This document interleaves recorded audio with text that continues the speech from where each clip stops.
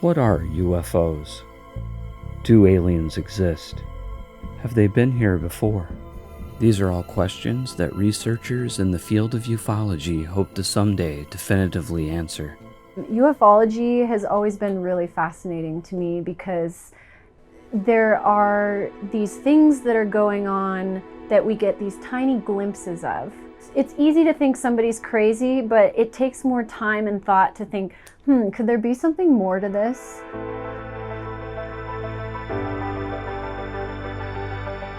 You can't not believe in UFOs. Either it's true or somebody is playing a massive mind game.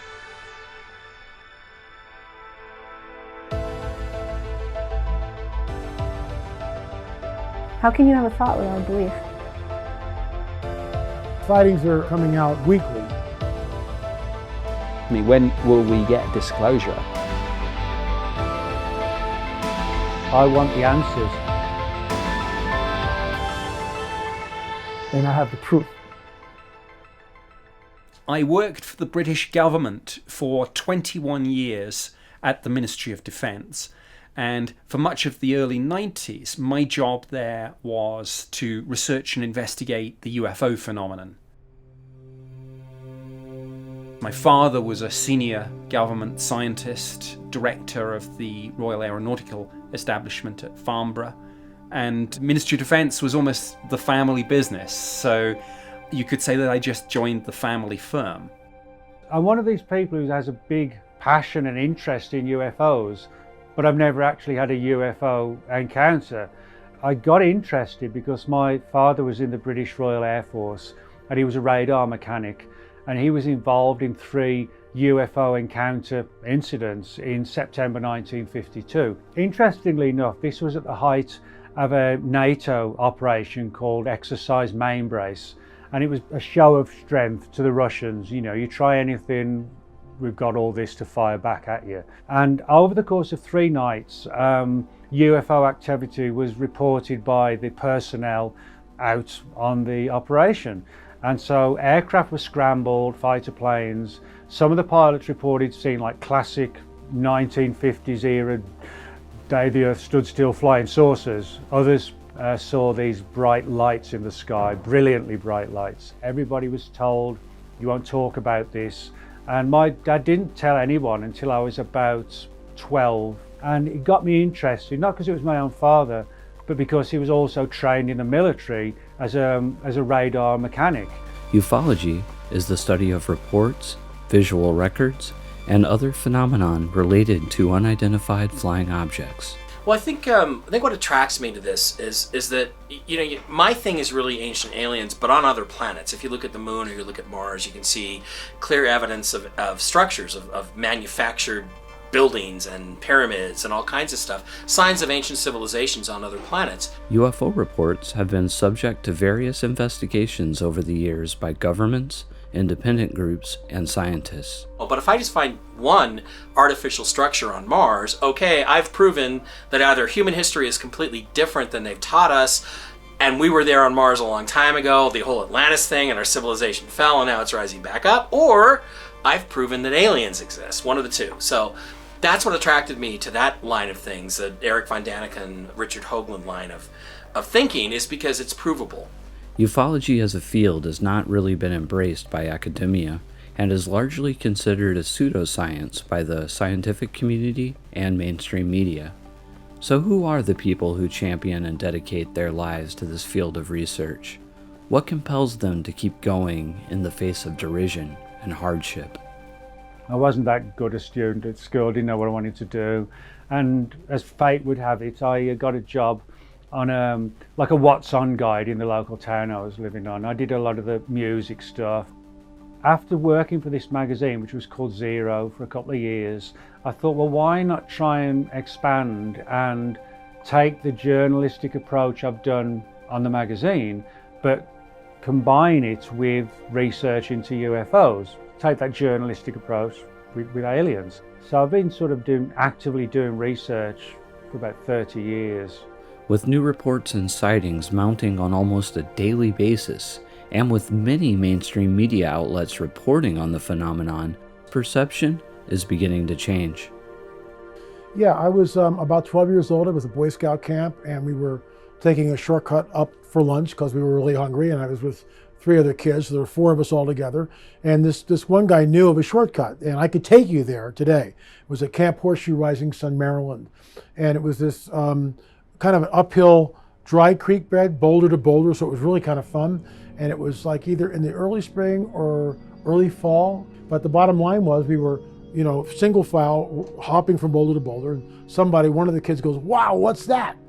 And the other kids go, "Whoa, what is that?" And I go, "Where?" And they go, point, and they go, "Oh my gosh, what is that?" And we're looking at the classic UFO, the classic disc hovering in the sky, the sunlight glinting off of it for, I would say, at least 20 seconds. And we're looking at this thing, and it just goes like this. Just like, you could follow it, but it was just like, and it was gone. We go running back to the camp. "We saw a UFO, we saw a flying saucer." All the kids are gathered around us. The scoutmasters come out, oh, that type of thing. And we told the story, and they were all laughing at us. And we went to lunch, and they laughed more. And by the dinner hour, the other 3 boys, "Oh, we just made it up." And I just sat there and went, "No, we didn't. We didn't make anything up. I know what I saw." It was my first lesson in herd mentality and groupthink and how dangerous that is. And so I've always been, anytime I get a whiff of groupthink, it's just like, I'm instantly repelled by it. The UFO subject matter is sort of the gateway drug to so many other venues of what is reality, what are we doing here on this planet, asking the big questions. My curiosity got weaponized, as my good friend Jeremy Corbell would say, when I saw some craft in the sky, a daytime sighting back in 2007. There was a number of just kind of like white specks in the sky. Started off with just a handful, and then they started showing up more and more. The whole sky was sort of peppered with them, and I was like, what the hell is going on here, right? I thought for sure it was going to make the mainstream news that night and next day, and there was nothing there. And checking the internet, checking, the 7 o'clock news, I thought for sure everybody should have seen this event. Nothing happened, but I kept researching because I was, baffled at what I saw, and I wanted to know more. Ufologists come from all walks of life. One thing that they all seem to have in common is a passion for the subject. But of course, not everyone in this field started out as a believer. When I grew up, the UFO phenomenon was really not something that was looming large in my awareness. So when I joined the Ministry of Defense, and then when I got posted into the UFO project, I had no real in-depth knowledge about UFOs. This, to me, was just a government job, a pretty strange one. I wasn't even really sure what the deal was. That I knew we did it, but I wasn't quite sure how or why. I went into the job, certainly, and in the individual investigations, we got about 200 or 300 cases each year. I went in certainly with an open mind, but I think intellectually it was difficult not to have the view that, look, we're probably going to find an awful lot of aircraft lights, weather balloons, meteorites. Of course, that's exactly what we did find. The vast majority of sightings we found either had a conventional explanation. The people were sincere enough, but they misidentified something. I don't think I would ever call myself a skeptic of the phenomenon, but I've been a skeptic of certain cases. 80% of the cases we found that we were dealing with misidentifications of known objects and phenomena. In 15% of the cases we had insufficient information to make an assessment. In 5% of the cases, unknown. Now, it was important to say, of course, unknown did not mean extraterrestrial spacecraft. I mean, we constantly had to push back against this kind of UFO equals aliens equation, which is totally bogus. I mean, people say, do you believe in UFOs? It's a meaningless question. You can't not believe in UFOs. I mean, these are literally, by definition, things people see and can't explain. Most of them have conventional explanations, some don't. With the ones that don't, the extraterrestrial hypothesis is one of a number of competing theories, and absolutely we considered that. We didn't rule it out, but neither did we have any definitive evidence that could prove it. I've even seen things in the sky that I'm like, okay, what the heck was that? So to deny it would be essentially like denying a part of myself and my entire existence, and it doesn't feel right. Exactly, there's nothing to believe. It was all very real. It's not like a religion, something that you have to be trained to believe. I'm now 70 years old, and I teach my students incredible experiences, breed incredible people that have incredible wisdom to share. All over the course of my entire life, I've been touched by the divine, and to these days I do not know if it's a curse or a blessing, because the legacy that all those experiences brought me is just mind-boggling. Two things, I think, began to challenge my natural skepticism with some of this. Firstly was delving into the archive of previous files. Now, the Ministry of Defense had a UFO program since 1953. Before that, there had been sightings dating back certainly to the Second World War. And of course, we had a vast archive of documents going back decades on all of this. And I made it my business, when time permitted, of course, to dive into that archive to try and educate myself about the history of our program. I didn't want to spend time reinventing the wheel. What did we already know? What information did we already have on this? Could we find patterns, for example, trends? That was the first thing, and I began to realize that just as with the day-to-day sighting reports that were coming in, just as most of them had explanations, but some didn't, going back through the archives, we had some pretty interesting cases in there which challenged me. The other thing that I think really made even more of an impression was sometimes a case would come your way that you would just say, wow. And one in particular from 1993, we had a wave of sightings that took place over large parts of the UK over a period of 6 hours.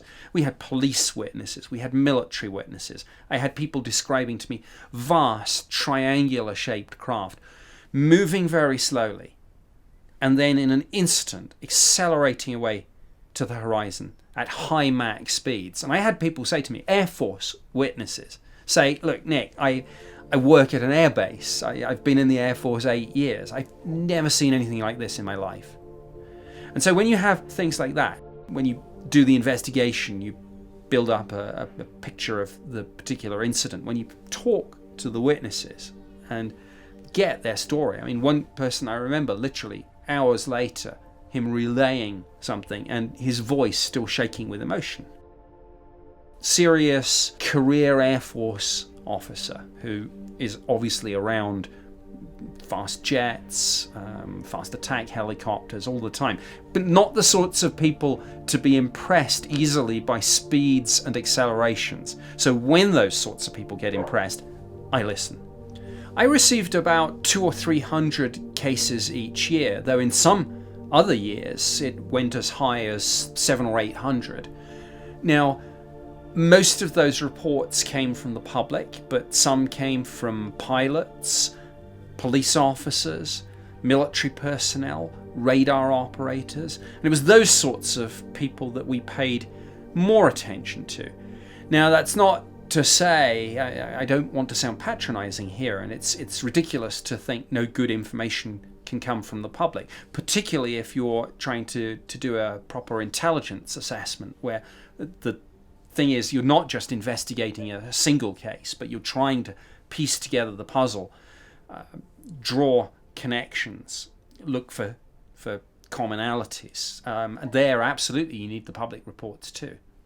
But inevitably, when you get, say, an Air Force pilot sitting down and saying, okay, Nick, this is what I saw, and then when the radar operator comes forward and says, oh yeah, we tracked it on the radar too, and here's the data, that's the sort of thing that is much more interesting to me.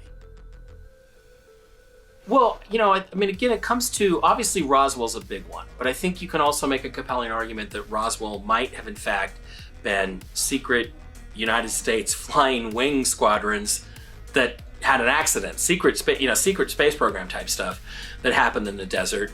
That's obviously a classic, but the government did come out and say we have a flying saucer, and then they retracted it. So that's what makes it, I think, really significant. In terms of other cases, Travis Walton's abduction case is unassailable because you had 5 or 6, 7 witnesses, all of whom passed lie detector tests. And I think it's really hard to argue with the evidence presented in the Walton case. So those ones are some of my favorites. Some of the other ones, Rendlesham Forest and the Phoenix Lights, I'm kind of tired of talking about them. There's nothing new on them. And they are good cases, but they're not really, to me, they're not super compelling to me anymore because I think we've squeezed all the blood out of those turnips. The British government has fairly recently completed what was an 11-year program to declassify and release most of its UFO files. About 60,000 pages of documentation have been released, some of which was classified secret UK eyes only.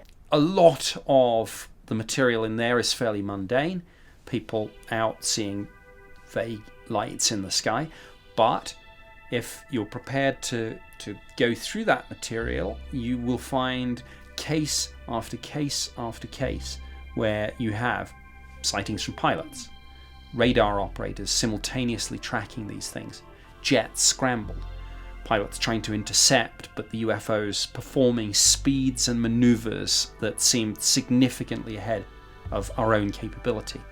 And those are the sorts of cases that I was most interested in. I suppose in the lifetime of the MOD's UFO program, there were probably something like 12,000 cases. So hundreds and hundreds of cases where you had good quality witnesses, pilots, police, military, radar, that sort of thing. Britain's most compelling UFO incident was probably Rendlesham Forest, December 1980. A UFO actually landed in the forest that lies between 2 military bases, Bentwaters and Woodbridge, and over 3 consecutive nights, multiple military witnesses see a UFO. On the first night it lands, and some of them get so close they touch the thing, and they even see symbols on the side. Subsequently, and we were always looking, of course, for the things that move this from beyond a story into something that can be corroborated. Well, there was a landing site, of course, so people went there and they went with a Geiger counter. Radioactivity levels were found, which were assessed by our own scientific and technical intelligence people as being significantly higher than the average background. There were indentations in the ground where this thing had apparently landed on some sort of tripod-like device. There were burn marks, scorch marks on the sides of the trees in the small clearing where this thing had come down. So there was something over and above the testimony of the military personnel themselves. On the final night of these 3 nights, the deputy base commander finally, he got fed up. He heard that the UFO had returned again, so he threw together a small team of witnesses and he went out, as he put it, to debunk this nonsense. And he ended up seeing the UFO himself. So here you have a colonel who was a complete skeptic going out to debunk the story, seeing this thing, as he put it, performing extraordinary speeds and maneuvers in the sky as if it was conducting a grid search, firing a narrow beam of light down at the ground in front of him and his team. And he said, thinking back to this, was this a weapon? Was this a warning? Was this communication? What was it? He didn't know. When I asked him, what do you think it was? He says, well, Nick, he said, I don't know what it was, but whatever it was under intelligent control. And so when you have consistently cases like this, multiple military witnesses, physical evidence, and this UFO was briefly tracked on radar, but here I'm talking about the radioactivity levels at the landing site. Soil samples were taken, parts of the trees were taken back for analysis. Things like this, I think, began to change my mind. And this was a case, I did a cold case review on that. It had happened before my time, but it was the sort of thing in our files that leapt out at me and made me think, wait a minute, this is not just aircraft lights and weather balloons. There's something over and above that. There's a phenomenon that we haven't yet got a handle on. Other cases that interested me and actually caused me some considerable concern. We had a surprising number of fairly near misses between commercial aircraft and UFOs. I remember a case, Manchester, 1995, a UFO passed down the side of a commercial aircraft at a height of about 9,000 feet. The pilot and the co-pilot were so concerned that they almost instinctively flinched and ducked as this object came so close. Another time, somebody thought that maybe we accidentally fired off a surface-to-air missile or something, and the pilot again shouted, "Look out, look out," and assumed a bracing position. And these are commercial aircraft with hundreds of people on board. So, and cases like that in the British government's UFO files, other countries around the world, pilots seeing these things, radar sometimes corroborating that yes, there was an uncorrelated target. These sorts of cases moved me from just dismissing all this as nonsense to saying something's going on. I'm not saying it's necessarily extraterrestrial, though certainly can't rule that out, but something over and above just misidentifications, hoaxes, or delusions. Who are the men in black? On the matter of cases that I might have in my files and which haven't really sort of seen, the light of day, I think the ones that I've got more than anything else relate to one of my most favourite things to write about. That's the Men in Black mystery. People think of the Men in Black, they think of Will Smith and Tommy Lee Jones, But the movies were based on real cases, but they kind of just turned it into like comedy, adventure stories. But I mean, the movies were fun, but they weren't like the real Men in Black, who are actually described as like really sort of pale-skinned and scrawny and gaunt, and they have these bulging eyes that they hide behind these wraparound sunglasses, and they don't actually look fully human. They almost look like a hybrid. And I've got a lot of cases like that where people have seen UFOs. 2 days later, there's a knock on the door, or even in the evening, and they open the door and there's this weird guy in a black suit and an old 1940s style fedora hat, looking like a mannequin out of a shop. I've got a lot of cases where people have been threatened and silenced, and also where when they're in proximity of the Men in Black, they actually felt as if they were being drained of their energy, as if they were like a psychic vampire, just draining their energy and their life force. I've got so many really weird MIB cases that some of them I've been able to put into the public domain, into books, because I've actually done 4 books on the Men in Black and 1 on the lesser known Women in Black cases, which are similar. We did receive reports not just of UFOs, but entity encounters, close encounters of the third kind, some abduction accounts. We didn't get as many as one might suppose, and I think people reporting that were more likely perhaps to report those sorts of cases to civilian UFO research groups. My connection with extraterrestrials started when I was 6 years old. I am what you call ADHD. I was born with a tremendous amount of physical and intellectual energy. And by the way, ADD is not a disorder. It's actually a gift. Einstein was ADD. We didn't have electricity, we didn't have running water. All the windows of the house were broken. Going to the attic was like going to hell for me. It was cold. And I was always hoping that before going there I could get a cat, because I could get the warmth from the cat. That night I was really upset. There was no cat, so I knew it was going to be cold. So I went to bed, and my mom was saying to me, "Louis, make sure to blow your candle, okay? We don't want to put the fire in the house." Yeah, mommy. Yeah. And in the middle of the night, first time that I dealt with extraterrestrials, I felt something on my feet. So I thought it was a cat. So I said, yes. I kick it, trying to get it to come up, because I didn't want to lose the warmth that I had accumulated into my little blanket.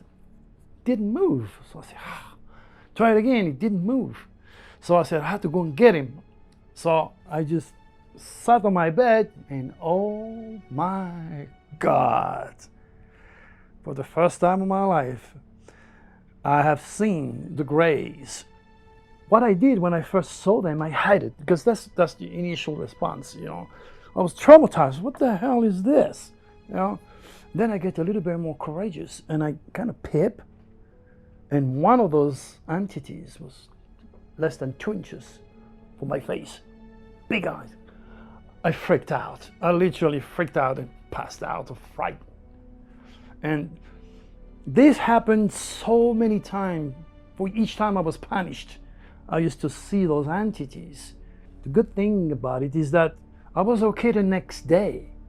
I was always okay the next day, so I got used to it, put it this way. Incidentally, in 1956, there was quite a lot of reports coming from Russia of those type of monkey, ETs, for lack of words, to the eye of a 6-year-old.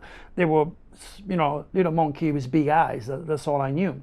So that was my introduction to the world of extraterrestrials.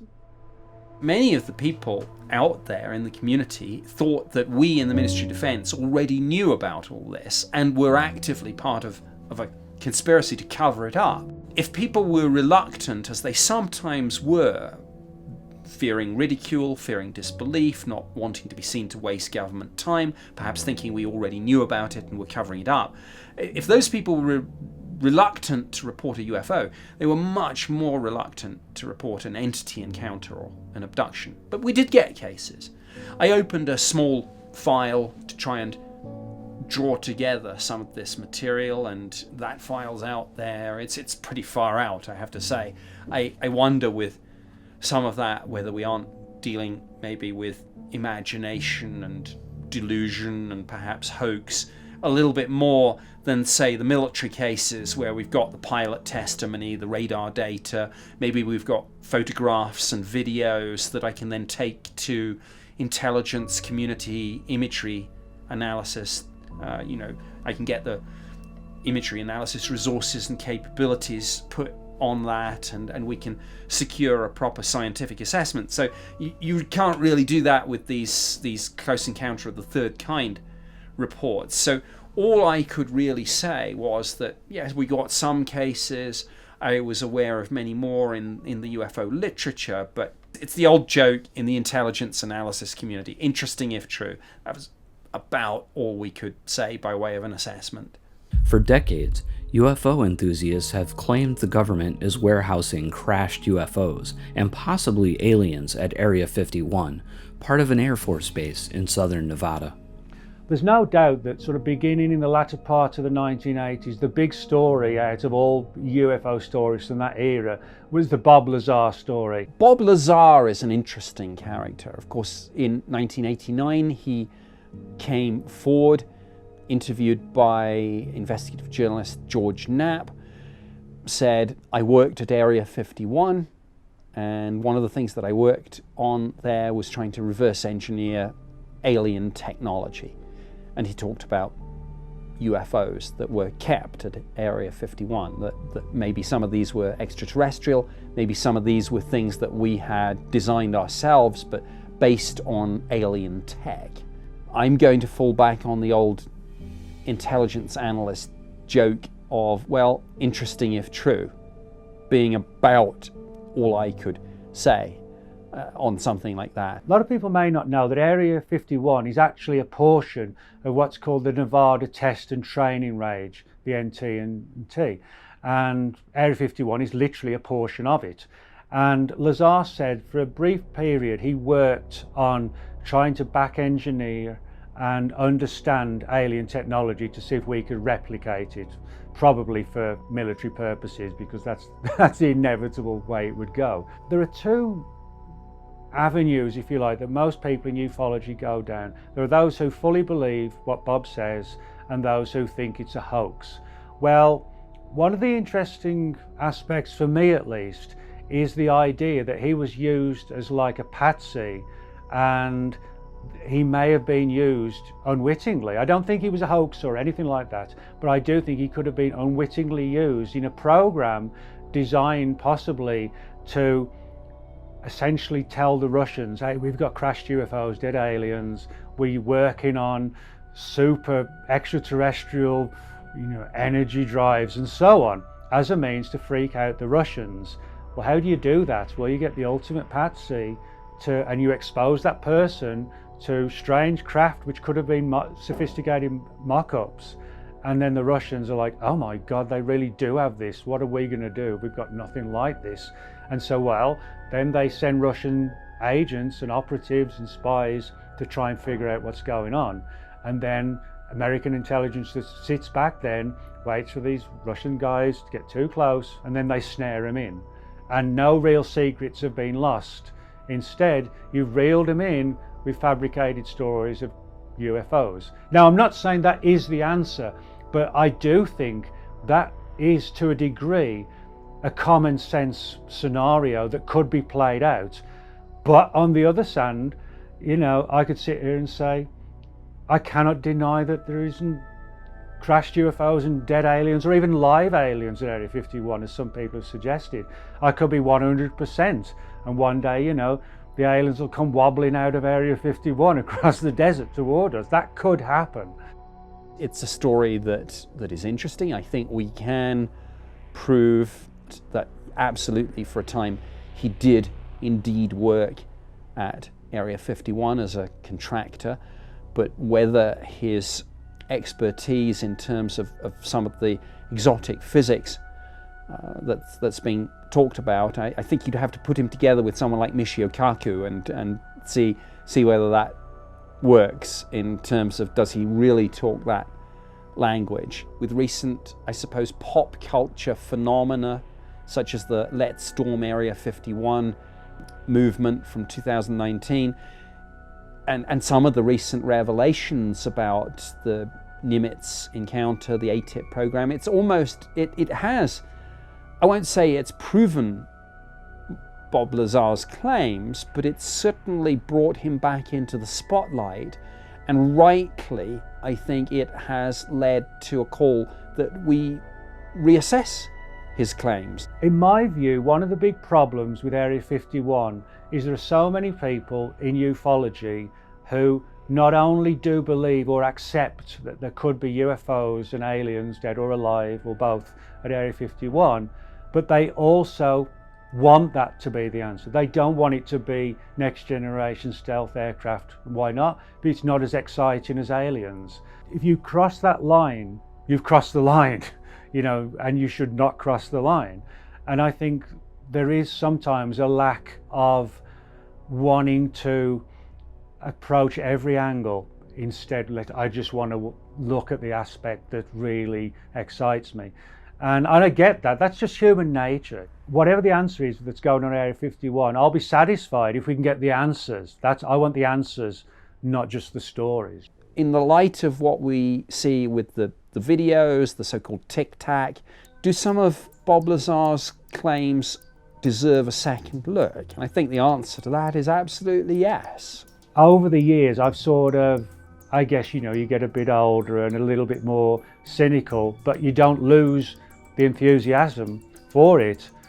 I do sometimes think if the whole Area 51 is like a mind game kind of scenario for obscure disinformation, counterintelligence operations, maybe one day, the aliens will be reeled out, the UFOs will be reeled out, and we'll finally know that Area 51 really is like, a place, an area where the aliens really exist, and according to some, sit around guzzling strawberry ice cream, which is one of the theories that's been around for a long time. They love strawberry ice cream.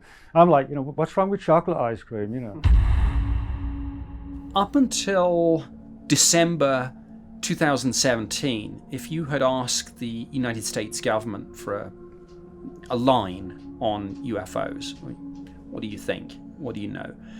You would have been told this: nobody's interested in this subject, nobody's investigating. Nobody has investigated since the end of 1969, when the old United States Air Force program Project Blue Book was terminated. It turns out that that was not correct. In December 2017, the New York Times published a story exclusively revealing that despite the denials, the United States government did have a program looking at UFOs, and this was called ATIP, Advanced Aerospace Threat Identification Program. A UFO program so cleverly concealed it didn't have the phrase UFO anywhere in its title. Now, in parallel with the revelations about ATIP, emerged a story of something that had certainly interested ATIP and been investigated by them. Some sightings involving the US Navy, and specifically 3 videos of Navy jets chasing UFOs. There were 2 separate incidents. One had happened in 2004 on the west coast of the US and involved the USS Nimitz. The second incident had taken place on the east coast in 2015. Now, these 3 videos were made public, and they fundamentally changed the narrative about the UFO phenomenon. Previously, I think the subject was regarded as fringe. This brought it into the mainstream. Suddenly, this was being discussed not just on various sort of fun, light-hearted late-night talk shows and conspiracy blogs on the internet and things. Suddenly, it was in the Times, the Post, Politico, The Hill. It went from fringe to mainstream. And it went because of these US Navy encounters, the 3 videos, and revelations concerning the Pentagon's ATIP program. In association with this, we've seen congressional interest, the Armed Services Committee, the Homeland Security Committee, the Intelligence Committee. They've all taken a look at this.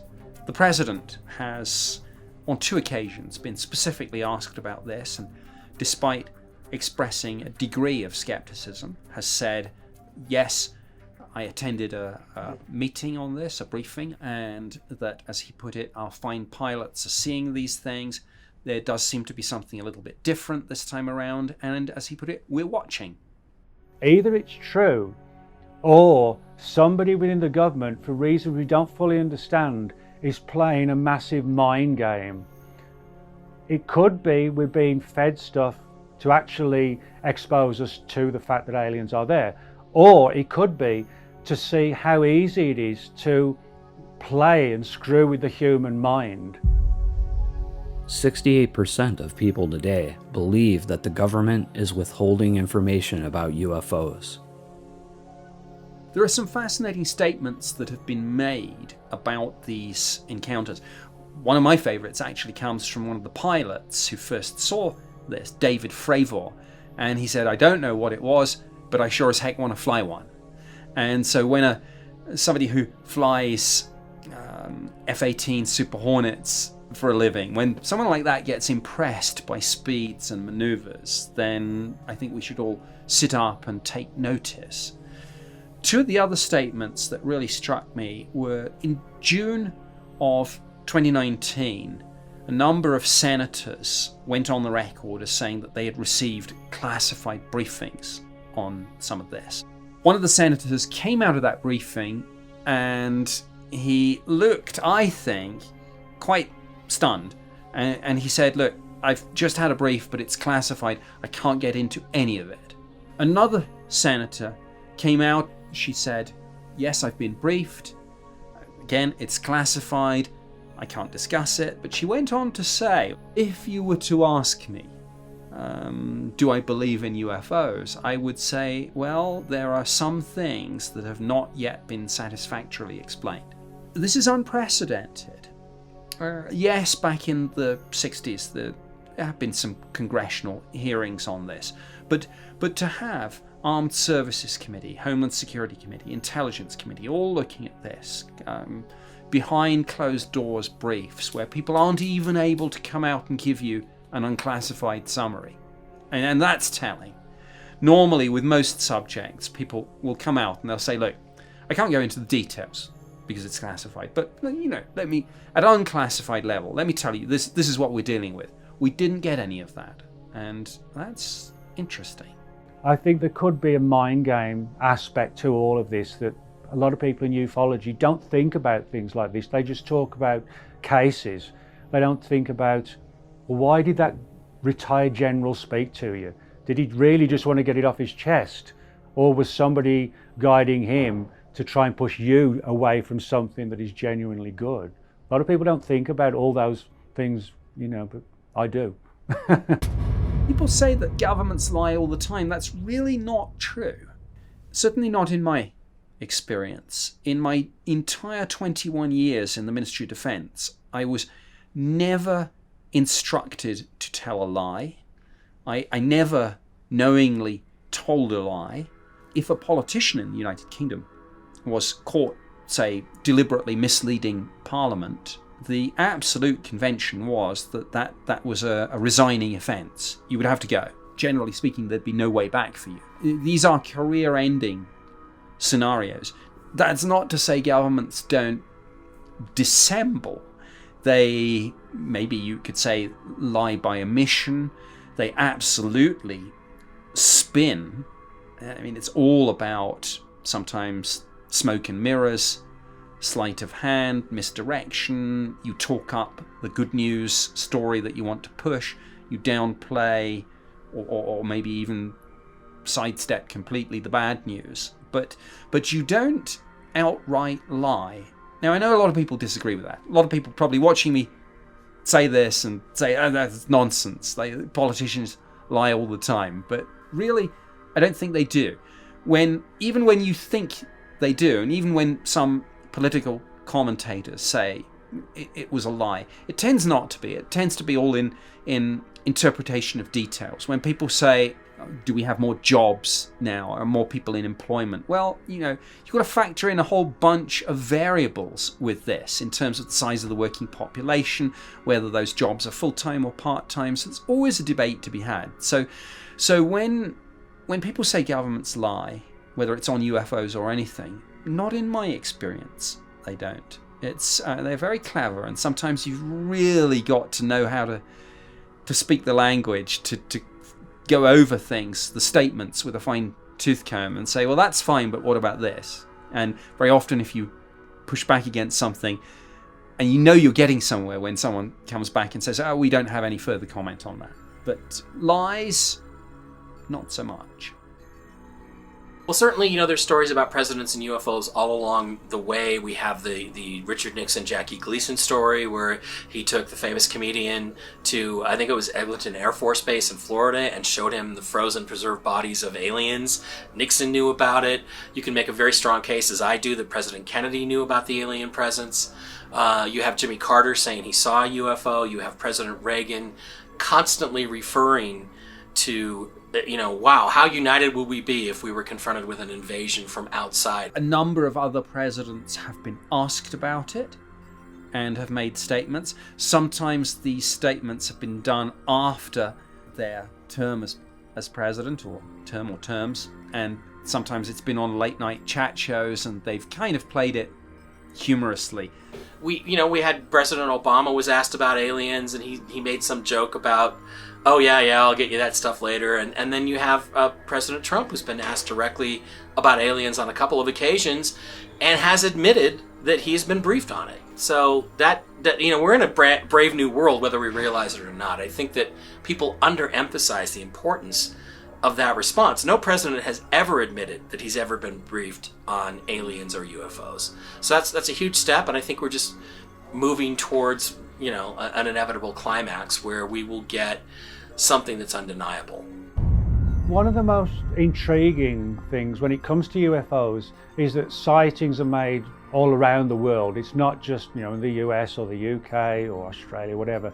You know, it's a global phenomenon. Many other countries have UFO programs of their own. We know from both intelligence sources and from open source material like the media that many different countries have for years run programs researching and investigating. Some countries we know more about than others, but many nations have now done what the United Kingdom has done and declassified and released much of this material. When you can put together a huge body of data where so many of the cases mirror other reports from the other side of the world and mirror cases that might be 50 years ago, then you see patterns and trends. And I think that's one of the most important aspects of the research, is not just to focus on this area or that one because it's convenient to do that, but look at how the patterns are developing elsewhere. For that reason, I think it's important to look at the global aspects of it. And that's what I've done with my latest book, Flying Saucers from the Kremlin, which looks at some UFO Russian cases, but also as to how the Russians tried to manipulate the UFO phenomenon by creating bogus UFO stories to try and freak out the Pentagon. People say this subject is very US and UK centric, and it is, because a lot of this is English speaking. Two nations that we know are doing a fair bit are Russia and China, and they're bound to be important players in this. But because of not just language, but of course the nature of those regimes and the inherent secrecy and the mistrust of the West and the lack of openness and information sharing, we really don't know much about what's going on in Russia and China, both in terms of the sightings, the casework, but also, of course, most importantly to me, in terms of what the governments know and think about the phenomenon, how they handle this in terms of policy. Geopolitics can't be taken out of the look at the phenomenon. And even amongst allies, there's surprisingly and disappointingly little collaboration. When I was running the British government's program, we didn't just pick up the phone and talk to our allies and say, send us your best cases, and pop over for meetings about what we thought. No, this was kept on a strictly national basis. Sometimes it can be a challenge to get information from faraway nations. It's not the easiest thing to do. I mean, the UK and the US have both got Freedom of Information Acts, as has Brazil and Australia and numerous other countries as well. And you can liaise with the researchers there and share data, and that works well. But sometimes, it can be so difficult. Countries, nations are isolated. There might be just a couple of researchers in the entire country, never mind the local county or whatever. You have to push and make connections elsewhere and try and put a picture together, because I think so often what happens, you can have fragmented tales and somebody's got a little story here and there, but if you put all the material together, then you could see a pattern develop. And that's what I try and do.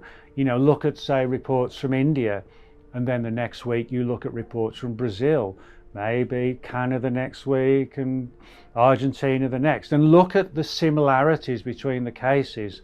And it's kind of like a police officer looking into a case involving like a serial killer. They look for the threads that are followed in each murder. Well, we kind of do that in ufology. You look for the similar threads.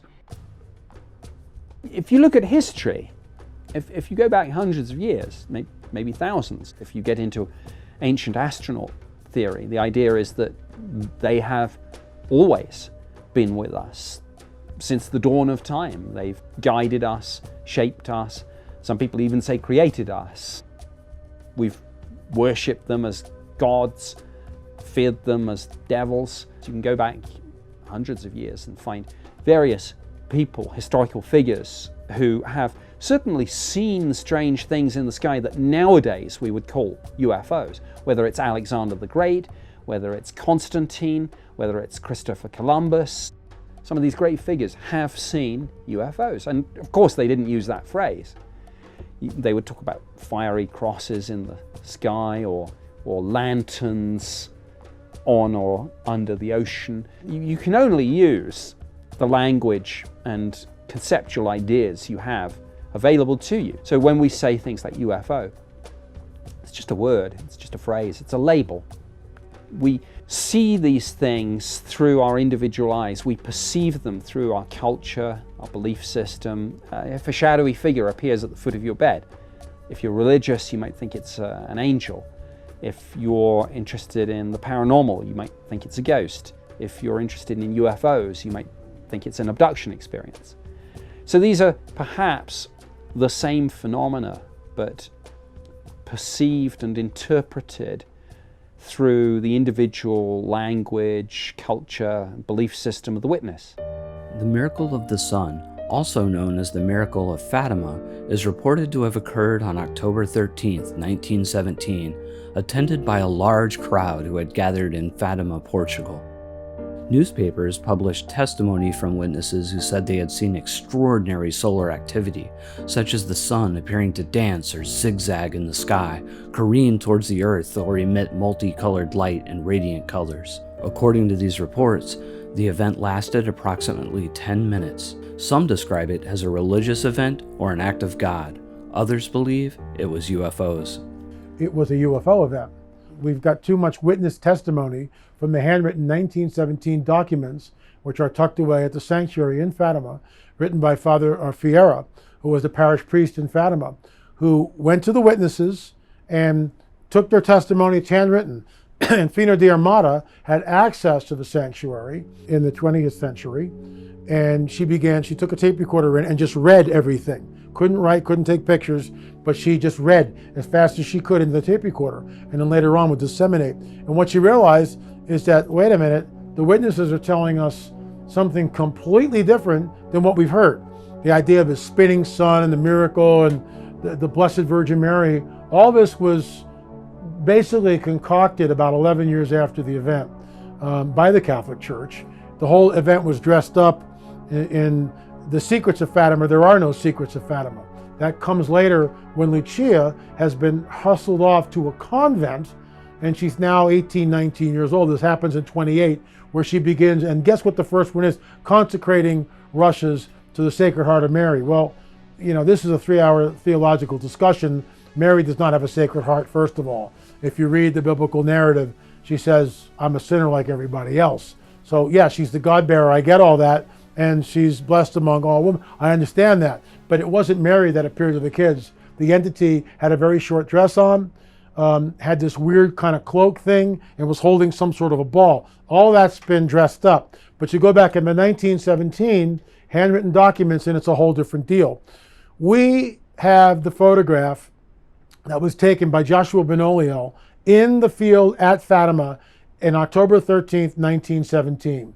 We've got it. And just Jose Machado was the man who actually went into, he had access to the archives in Fatima and was able to handle the original glass plates, okay? And he's looking at these things, and he went on record and said that these are not chemical burns, they're not smudges, they're not scratches. This, whatever this thing is, it's intrinsic in the photograph. And there's actually 3 other photographs, which he was not allowed to reproduce, but he told us about them, that had the object in it too.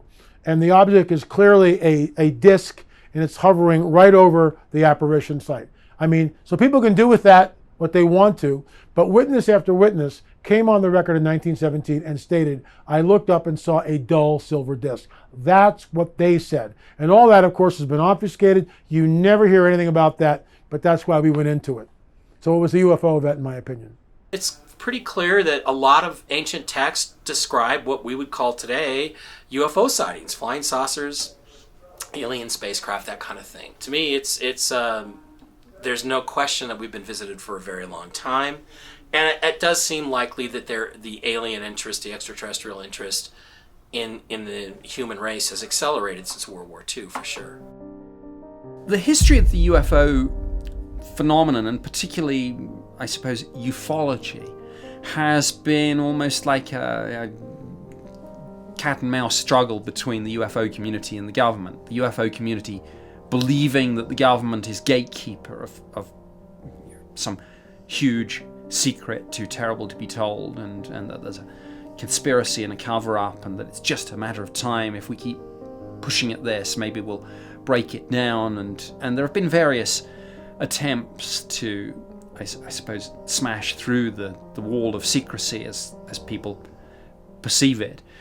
The Disclosure Project has been one such initiative. Dr. Stephen Greer, certainly drew together a large number of people who had some kind of involvement with this, or claimed to have had some sort of involvement, either as on the policy side or as witnesses, but within government, military, intelligence community. Some of those witnesses, I think, were the real deal and had genuine exposure to information about this and sightings. I think there are question marks over others. But over the years, other people have stepped up too. Stephen Bassett has done a lot of work in this area. Many other figures, James Fox, Leslie Kean, people have put together events at the National Press Club in Washington, D.C. to try to draw together various insiders, pilots, generals, military officers going on the record. I think all this has moved us further forward, but I think it's a mistake to regard the disclosure as a single event and a binary process. It gets kind of complicated when you've got real cases and you've got government agencies fabricating stories as well for political reasons. But for me, that's also a fascinating aspect of it all. You just have to go where the data takes you. And I've never been someone really who has taken all this from the perspective, I think it's going to be this, so I'm going to try and prove this theory. That's the wrong way to take it. I just go where the flow goes. And that's all you can really do. And hopefully at the end of the day, you know, if we're all 6 foot underground, we get the answers, you know.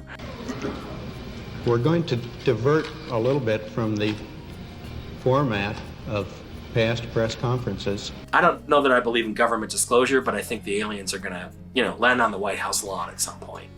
All the new revelations that are coming out daily, literally on the news and the mainstream media. I mean, this is old stuff for us researchers who've been in it for, a decade plus. But it is exciting times, and it's exciting to see the rest of the world sort of, go through what I went through a little over 10 years ago.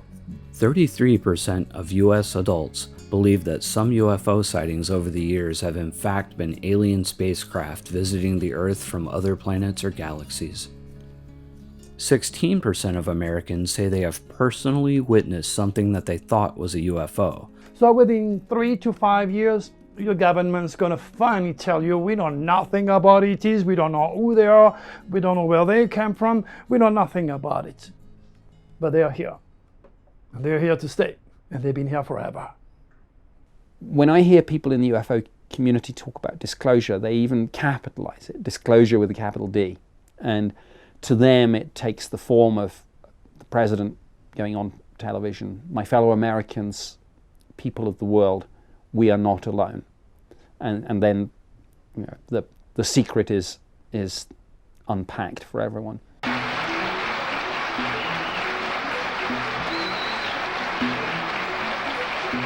I don't think that's ever going to happen. I don't think it's as binary as that. It kind of assumes that the US government has the archetypal spaceship hidden in an Air Force hangar somewhere. I'm not sure they do. I think that, if anything, events like the Nimitz encounter, programs like ATIP, suggest to me a different scenario. A scenario where the government, the military says, yeah, sure, there is something here, there's a phenomenon, but we don't have the answer. We don't have a handle on it. We don't have crashed spaceships and dead aliens. We have something in our airspace. Our pilots see them, our radar operators track them, our intelligence operators try to make sense of what's happening, but we still don't really have a definitive assessment. So therefore, in that situation, I say there cannot be disclosure with a capital D, because there is nothing binary like that to disclose. So what you have is what I characterize as disclosure with a little d. And disclosure with a little d is what we're seeing right now. We're seeing the revelations about the Pentagon's ATIP program. We're seeing the videos of the Navy jets chasing the UFOs. We're hearing from some of the people involved in the program, former Senate Majority Leader Harry Reid, who set it up, Luis Elizondo, the DIA intelligence officer who ran a lot of this. David Fravor, one of the pilots who chased these objects. All these people are coming forward. We have a paper trail now that we didn't have before. The DIA wrote to Congress about this, releasing a list of studies undertaken under the ATIP contract. None of this we had up until about 2 years ago. This is, I suspect, as good as it gets, until and unless extraterrestrials, if that's what we're dealing with, do decide to land on the White House lawn. So when people say to me, when will we get disclosure? My answer is, you're getting it right now. Well, the sightings are coming out, weekly. There's something on mainstream media covering sightings. Nimitz, the Tic Tac shaped UFO, happened well over, I think, in 2004. And, Commander David Fravor is the pilot that chased this thing. And you go, whoa, that whole deal, got it. He says that. And, he's on Tucker Carlson. And it begs the question, Nick Pope and I sat down and talked about this thing. They are rolling this out. How does someone like Nick Fravor wind up on Tucker Carlson? This guy's a nobody. He doesn't have a book. He doesn't have a DVD. He's a nobody. He's not on any type of a circuit. He's not doing any of this stuff. How does he get on Tucker Carlson? But he's there because he's a useful tool in the toolbox, as Nick Pope explained yesterday. And they took out the hammer and said, okay, go for it. And that was disclosure, 2017. And since then, on Tucker Carlson, they've been revealing the so-called extraterrestrial presence, which of course I believe is interdimensional and is part of the coming Great Deception. One of the biggest problems and challenges that we have in the UFO field is when it comes to the issue of what's real and what isn't. We know there are genuine, really cool, good, solid UFO cases, but at times government agencies have tried to muddy the waters by creating bogus stories and then revealing them as bogus stories, and that kind of makes people, they feel like, well, why should I keep doing it? It's just garbage. But it's actually just government manipulation and trying to sort of lower people's sense of excitement and vision for all this. And I think at times government agencies do this really well. They build something up and then, well, it was just a hoax after all, and everybody gets kind of really down. And I think that's the whole point. This is like a battle against ufology to get us to stop what we're doing, just by purely making us think, is it really worth it? Well, at the end of the day, it is worth it, but you have to find a way to dig through the real stuff and the disinformation and the bogus material. And sometimes that can be a big problem, because some of the big disinformation stories are the really amazing, exciting stories that people don't want to give up on. And I'm sure these agencies recognize that. There's a lot of manipulation of the UFO research community to prevent us from getting the answers. But the important thing of all of this is that the government agencies would not be putting out disinformation if there wasn't a real phenomenon. That's what it actually comes down to, and that's an important thing. When it comes to governments and UFOs, there are all sorts of rumors and accusations out there, misinformation, disinformation. There are characters in this story, people like Richard Doty, who claim to have a Air Force Office of Special Investigations background, who say that they worked at some point on maybe putting false information into the public domain on this subject to lead people down the wrong paths. What I will say is this, that certainly over the years, it does seem that there have been instances where, for example, governments would be almost promoting an extraterrestrial narrative to hide the reality that in some of these cases it's our own technology. So for example, in the 60s, when pilots were seeing and reporting things like the U-2 spy plane and the SR-71 Blackbird, it suited the CIA and the United States Air Force for any media reports about this to come out as flying saucer reports, as opposed to a report of an astonishing looking next generation aircraft. Does that mean that on occasion the government has itself fueled the fire when it comes to the UFO phenomenon and the narrative? Maybe.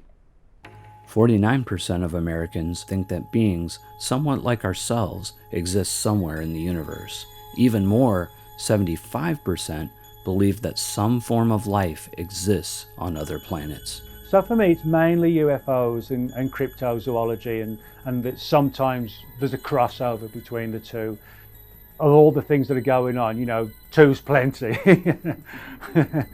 Now, I don't want people to think it's a job, it's a passion, but it's a passion where I think you also need time away, because I do know sometimes nightmare stories of people who it becomes an obsession to the point where it actually affects their lives and marriages and things, because that obsession quite literally takes over.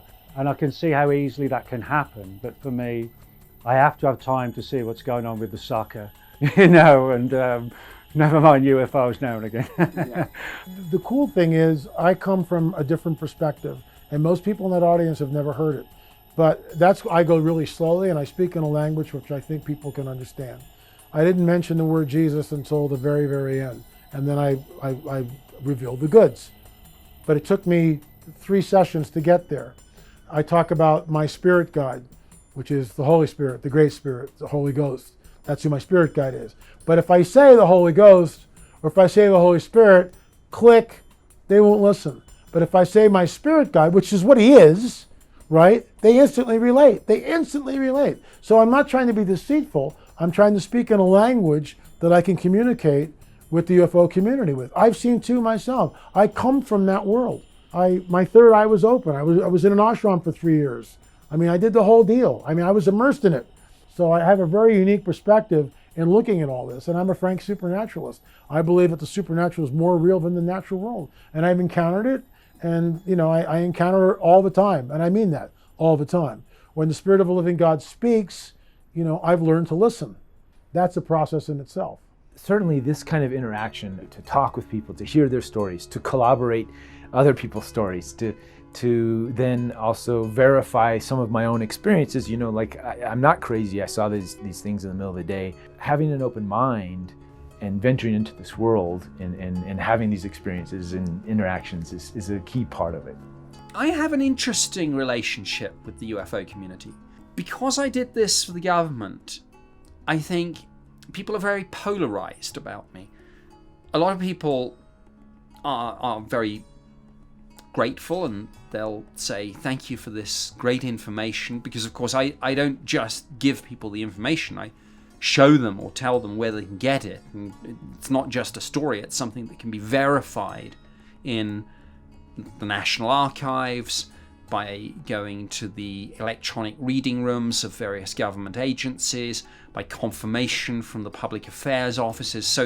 So a lot of people in the UFO community are grateful that I've helped them maybe make this more credible by being maybe a communicator on this issue in some of the mainstream media work that I do, and by helping them find verifiable information. On the other hand, there are a lot of people in the UFO community who think that I'm still secretly working for the government, that I'm part of either a disinformation campaign, or flipping it the other way around, that I'm part of a campaign to acclimatize people to the reality of this ahead of an official announcement. But either way, of course, when you believe that someone's still secretly working for the government, they become the bad guy. So I know that I'm the bad guy to a lot of people in the UFO community. Well, that's fine. It's difficult, if not impossible, to prove a negative. So I'm not sure there's anything I could do to dissuade people who think I am still secretly working for them. It's all disinformation. I don't think there's anything I can do. If they want to believe that, fine. All I can say is, honestly, I'm not. But if they believe that, they wouldn't believe my denial, would they? So I have mixed experience, I think, with the UFO community. And again, as with maybe a lot of fringe topic. There's no getting away from the fact that there are some out and out crazy people and fraudsters in this community. However, let's not throw out the baby with the bathwater. Most of the people in the community are honest, sincere, dedicated, hardworking, professional at what they do. They are genuinely interested and genuinely doing their best to uncover, as they would see it, the truth, whatever that truth may be, wherever their journey takes them. You can't, like myself, have run a government UFO program without finding yourself cast by different parts of the community as hero or villain. Even as most Americans are skeptical that aliens have visited Earth, the majority, 56%, believe that those who spot UFOs are seeing something real, not just imagining it. And then came the ultimate UFO experience, and I have the proof. It was during the solar eclipse in 2012. My wife, she wanted to take pictures of the solar eclipse. And I said, well, you can do that, but don't look, whatever it is. And then she went, chung, chung, chung, chung, chung, chung, 6 times. She took 6 shots, and I was going, what are you doing? Because she was looking through it, and I was afraid for her eyes. And oh my gosh, when we developed these pictures, you could see Draco. It's a orb, and believe me, you cannot duplicate this, regardless how good you are with Photoshop. You could see that orb coming to me, getting closer and closer and closer, entering my third eye and coming out of my heart. And since that day, I have been making predictions that are well documented, dated, and unarguable about earthquakes above 6.0. I was on George Norrie, 40 million people listening to me. I said, be ready for fire, and we're gonna lose a hell of a lot of wildlife. A week and a half later, Australian fire killed millions of animals. And I said, be careful, there is a new disease coming for the lungs, and next thing you know, a virus. I gave the exact date for 9/11 with all the details.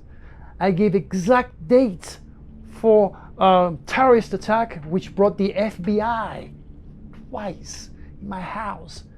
Believe me, extraterrestrials are master of matter, master engineer from the extreme. They do not care who you are. If you're the president, they don't care of your education. They do not care of your position. They have lost something that people like me were born with. They have lost the spirit. They have lost their identity. They have lost their connection with God and the divine. And humanity is moving in that direction. And that's why everything is rational and is practical. Because the more you delegate with the tree, the less you're going to see the forest.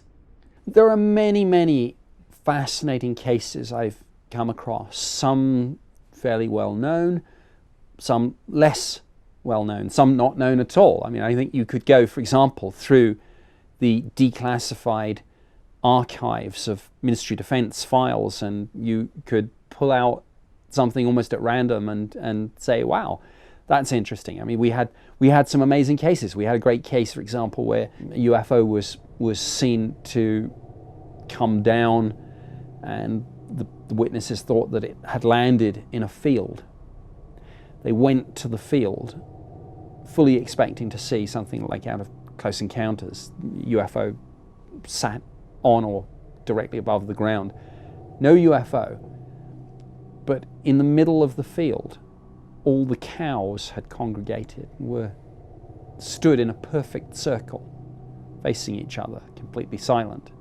So you dip into the Ministry of Defense files and you can find cases like that. You can go into the UFO literature and you can find the well-known cases, but you can find more obscure ones that really make you think. One thing that's caught my eye recently is that, and I think people have missed this, because we use the phrase UFO, we think of things in the air, but there have been many, many cases of UFOs seen either under the water, And I've spoken to witnesses who talk about some extraordinary encounters of UFOs under the water, UFOs transitioning from water to air, air to water, UFOs apparently drawing up water. So many of these so-called USO, unidentified submerged objects, many of those cases have kind of gone unnoticed, maybe until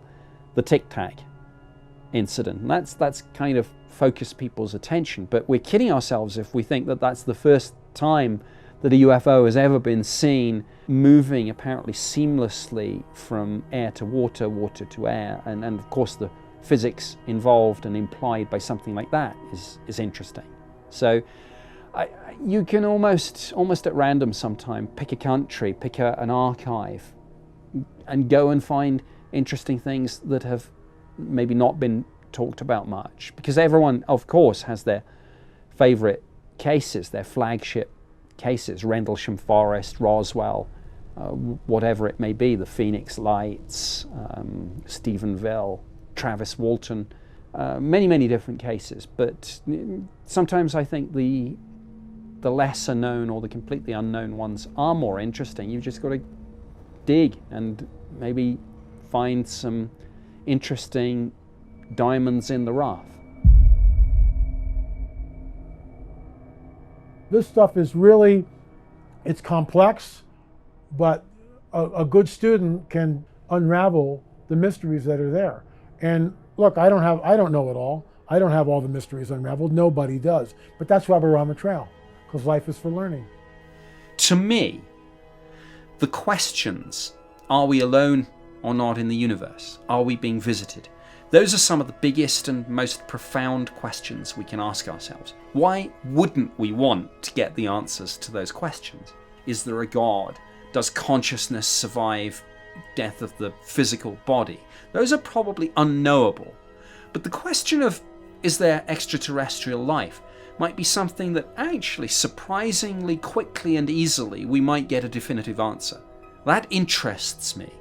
I mean, philosophy, hypothesizing, interests me, but at the end of the day, that's just belief.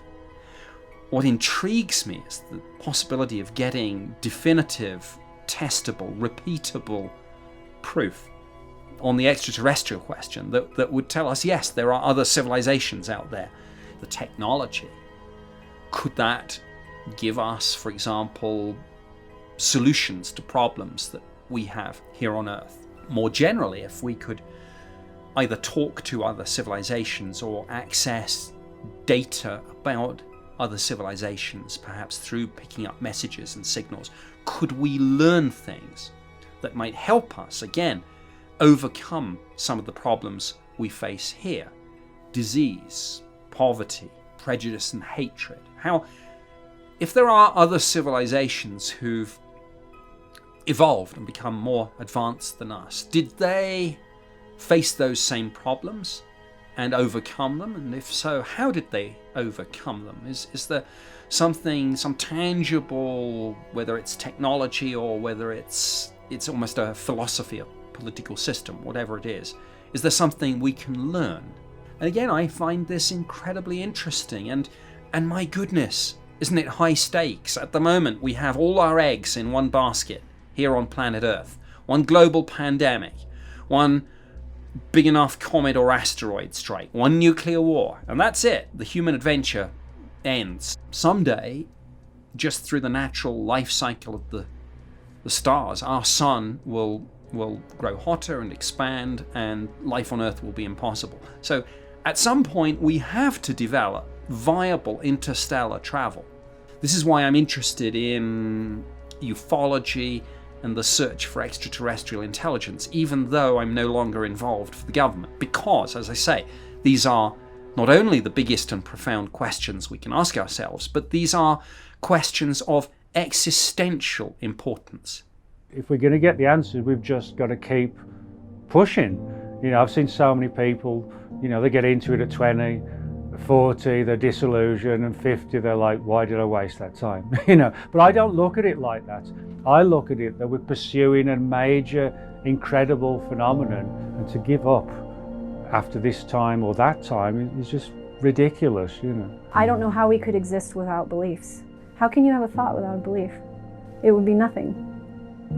It would be nothing. Everything starts with a belief.